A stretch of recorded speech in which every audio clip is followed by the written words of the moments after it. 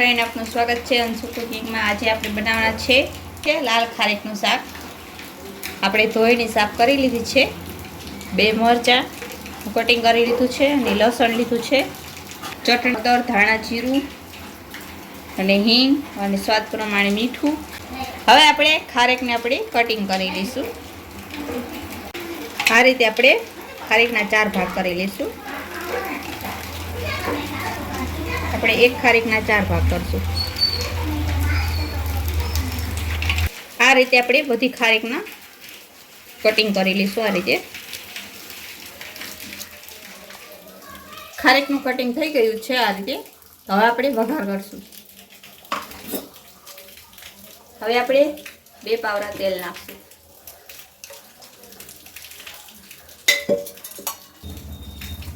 તેલ ગરમ થઈ ગયું છે। આપણે 2 થી 3 કળી આપણે લસણની નાખશું। અડધી ચમચી આપણે હિંગ નાખશું। લસણની પેસ્ટ નાખશું। મરચાં નાખશું 2 કટિંગ કરેલા। સારી રીતે મિક્સ કરી દઈશું। હવે આપણે જે ખારેક કટિંગ કરેલી હતી એ નાખશું આની અંદર। હવે આપણે 4 થી 5 મિનિટ સુધી ધીમા તાપે આને ઢાંકીને ચડવા દઈશું।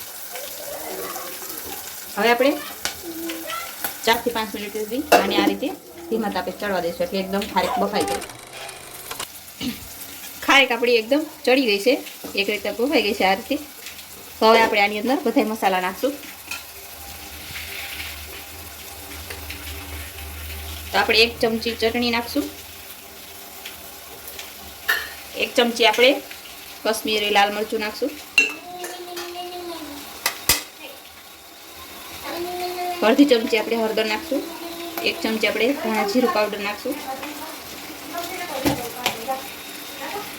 અને આપણે 1 ચમચી મીઠું નાખશું। સારી રીતે આપણે મિક્સ કરી લઈશું। તો આ રીતે આપણે આને 1 થી 2 મિનિટ સુધી પકવા દઈશું મસાલો નાખીને।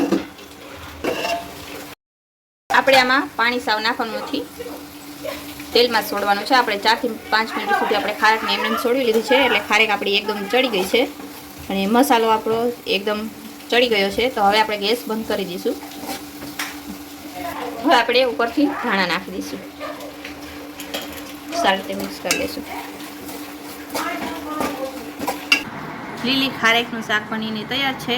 આ શાક 2 થી 3 દિવસ સુધી બગડતું નથી। તો આને તમે ગમે ત્યાં ફરવા જાઓ તો એની સાથે પરાઠા લઈને ખાઈ શકો। તો આવી અવનવી રેસીપી માટે અમારી ચેનલને લાઈક કરજો, શેર કરજો, સબસ્ક્રાઈબ કરજો। ધન્યવાદ।